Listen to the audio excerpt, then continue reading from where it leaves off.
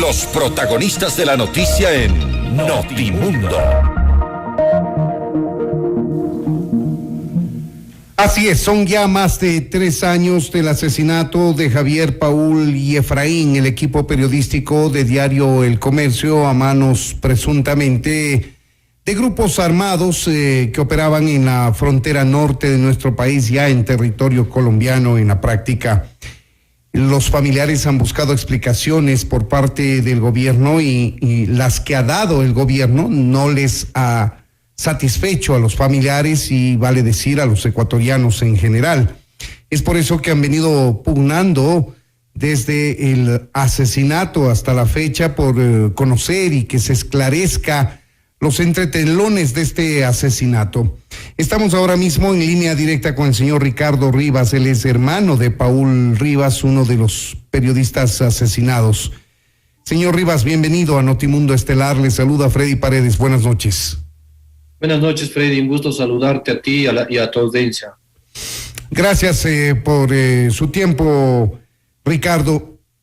¿Qué es lo que esperan ustedes conseguir con esto? De hecho, partamos por el principio. Esto todavía no es una decisión tomada. Este es un anuncio de que se incluiría en una posible consulta popular que no ha sido anunciada oficialmente por el gobierno, se realizaría. Y entre algunos de los temas que se pondría a consideración de los ecuatorianos en consulta estaría la desclasificación de los documentos que hablan sobre este lamentable hecho. Sí, mira, Freddy, como tú lo has mencionado, son 3 años que han pasado. Nosotros no hemos recibido respuesta alguna por parte del gobierno anterior, el expresidente Moreno. Más bien se negó en este año, el 7 de febrero, a través de la Secretaría del COSEPE, se negó la información de desclasificación a través de un informe que se nos hizo llegar. Estos siete pronunciamientos del expresidente Moreno, que lo hizo públicamente para desclasificar esta información. Creemos que no existe tal justificación de que este atente a la seguridad nacional, y sobre todo este es un claro hecho de violación a los derechos humanos. Por lo tanto, la Constitución, en su artículo 18, indica que no hay información reservada en casos de violación de derechos humanos. El artículo 19 en la Ley de Transparencia, también de Seguridad Nacional, también indica que las personas que se sientan afectadas y que exista violación a derechos humanos tienen la posibilidad de solicitar la desclasificación de información y que ninguna función del Estado puede negar este acceso.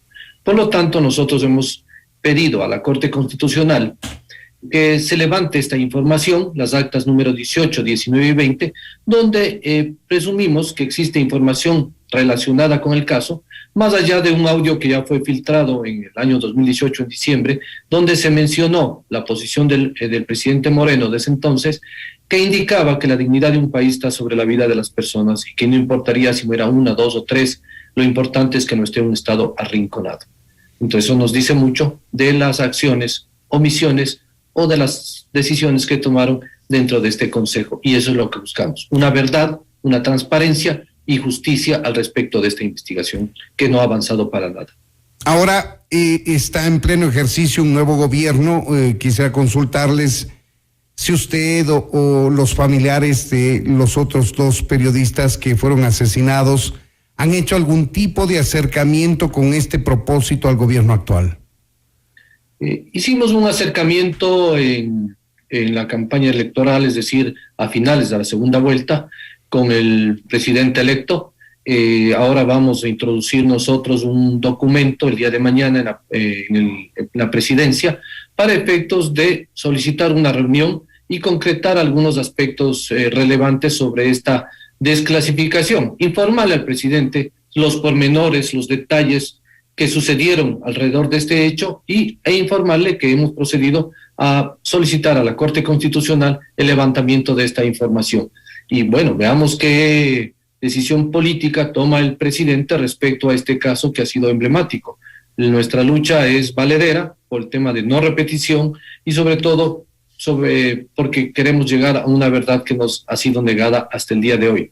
Más allá de que los entes políticos o asambleístas puedan hacer incidencia en este caso, lo que solicitamos es justamente que no se haga una palestra política o se politice este caso que se ha dado, que es lamentable, sino más bien que se vuelva una búsqueda sobre la verdad y la justicia, y en este caso, bienvenidos todas las personas que quieran colaborar en este aspecto, incluido el mismo presidente, incluido algunos asambleístas que se han pronunciado, pues bienvenidos sean. Sin embargo, no vamos a aceptar que se politice o que se va de palestra para una imagen o levantar una imagen política respecto o alrededor de esto que estamos mencionando.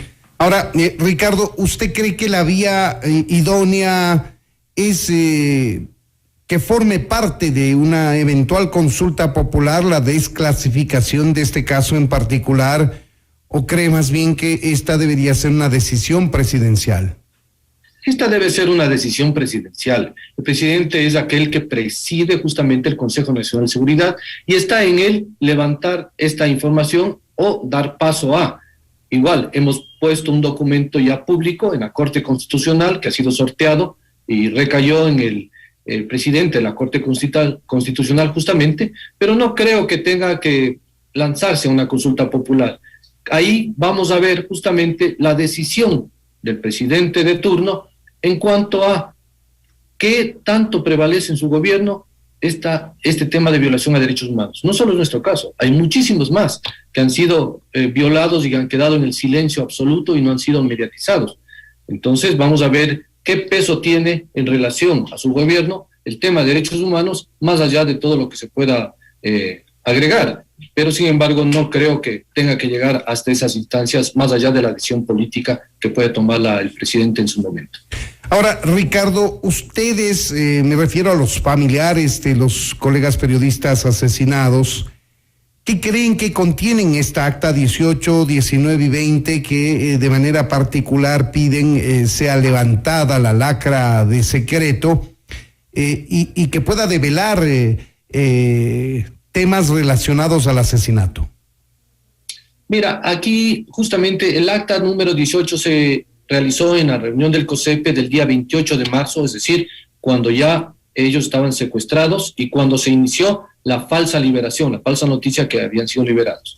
El acta número 19 corresponde al 13 de abril, cuando oficialmente el gobierno nacional dijo que habían sido asesinados. Y el 17 de abril, donde se dio incluso el cierre de la comunicación número 2, que se hacía con este grupo, y ya se evidenció que había una pareja de secuestrados también, Oscar y Katy. Nosotros presumimos a través de investigaciones que el gobierno nacional ya tenía información del asesinato entre el 7 y 8 de abril. Por lo tanto, esa semana que transcurrió sirvió para posicionar la imagen de que el gobierno quería negociar, cuando en realidad el gobierno nacional le había dado un ultimátum a este grupo, Oliver Sinisterra, de que no iba a negociar y que los liberen en 8 días. ¿Cómo lo sabemos? Por declaraciones de las mismas personas que fueron aprehendidas y ahora sentenciadas en Colombia. Tenemos ahí las comprobaciones y entonces esto hay que dilucidar. ¿Quiénes asistieron a ese comité, a ese Consejo Nacional de Seguridad? ¿Cuáles fueron los criterios y cuáles fueron las decisiones que se tomaron en base a no querer negociar y en base a lavar una imagen de un gobierno en el cual quería posicionar y jugar con el sentimiento, con los derechos de todas las personas que tenemos, porque no fueron 3 familias, fue todo un país que estuvo al pendiente de este caso y que realmente no dijo la verdad y no fue transparente? Te hago un paréntesis: los derechos nunca se consultan, los derechos son inalienables. Tenemos nosotros que bregar por esos derechos que tiene que el Estado brindarnos. Parte de eso lo dijo el presidente Lasso cuando asumió su mandato el 24 de mayo de este año, que el Estado está en la obligación de brindar la seguridad a todos los ciudadanos en nuestro país. Parte de eso es la responsabilidad del Estado al permitirles pasar por una garita, un control militar legalmente y no dar a conocer a la población toda la peligrosidad que existía en la zona y que está reflejada en los chats que en su momento fueron judicializados y que ahora son públicos, cuando ya se conocía de todos estos elementos que estaban en la zona. Si estas sospechas que tienen ustedes, Ricardo, se llegasen a comprobar vía consulta popular, vía decisión presidencial, que eso es lo que se busca, que se devele el contenido de estas actas que sospechan tiene información crucial alrededor del tema. Digo, si esta sospecha se llega a convertir en una verdad, ¿qué implicaciones tendría para los familiares, para ti, para el resto de familiares de los colegas periodistas? Bueno, la primera implicación es la responsabilidad del Estado al mentirnos sobre que iban a ser liberados, que se iba a negociar, cuando en realidad la decisión fue de nunca negociar. Nosotros pusimos, yo específicamente en el comité de crisis, puse 2 veces en los 2 comités que se realizaron, puse la situación de que queríamos traer negociadores extranjeros y que entendíamos que si el Estado ecuatoriano no quería negociar, nosotros estábamos dispuestos a traer elementos extranjeros, expertos en negociación. Se opusieron tenazmente el exministro Navas, el exministro Zambrano y el resto del comité de crisis, que ellos podían hacerlo a través de una unidad técnica especializada de la policía que se llama UNACE y su porcentaje de efectividad era alto. Ahí están los resultados. ¿Por qué nos negaron la posibilidad de traer elementos extranjeros? Esa es una pregunta que se debe investigar. He ahí la importancia de elevar esta información y esperamos que esta información que se pueda develar de estos actas esté completa. ¿Ustedes buscan establecer a través del develamiento de estas actas que están secretas todavía la responsabilidad del Estado y por tanto podría servir como prueba para una eventual demanda contra el Estado ecuatoriano? Bueno, ya está evidenciado la responsabilidad del Estado. Al momento de que les dejan pasar por un control militar donde no se conocía de la peligrosidad, ellos pasan con autorización de un representante del Estado, del que estaba presidiendo el mando único en ese entonces. Cuando se oculta la información de la peligrosidad de la zona, evidenciada a través de chats de un alto oficial de la policía ecuatoriana con alias Guacho, cuando se chateaban desde el mes de enero, es decir, meses antes, y ya se pedía incluso la liberación de estos 3 detenidos y no se avisó absolutamente a nadie y dejaron pasar cuando ya existían amenazas de que van a matar a todo civil que transite por la zona y se guardaron información, cuando no hubo una coordinación entre Fuerzas Armadas y Policía Nacional para poder detectarlos en dónde estaban, cuando conocemos a través de investigaciones periodísticas de que incluso es público una fotografía de cuando ellos fueron ubicados y la Policía Nacional que estaba investigando no conocía nada. Pues es evidente la responsabilidad del Estado cuando también permiten el ingreso de una fuerza militar o policial para un operativo desde el país de Colombia hacia nuestro país para que desde aquí opere. Ahí ya se está violentando incluso la Constitución de nuestro país. Todo eso tiene que ser investigado y tiene que darse una respuesta por parte de las exactoridades que estaban en ese momento. Entonces, todo eso confabula justamente una responsabilidad del Estado al omitir acciones, al obstaculizar los niveles de justicia y de investigación y de justicia para poder llegar a una verdad. Todo eso conlleva a una responsabilidad del Estado. Es decir, está dada. Lo único que queremos es reafirmar y comprobar qué sucedió para llegar a una verdad, en este caso, con estas actas.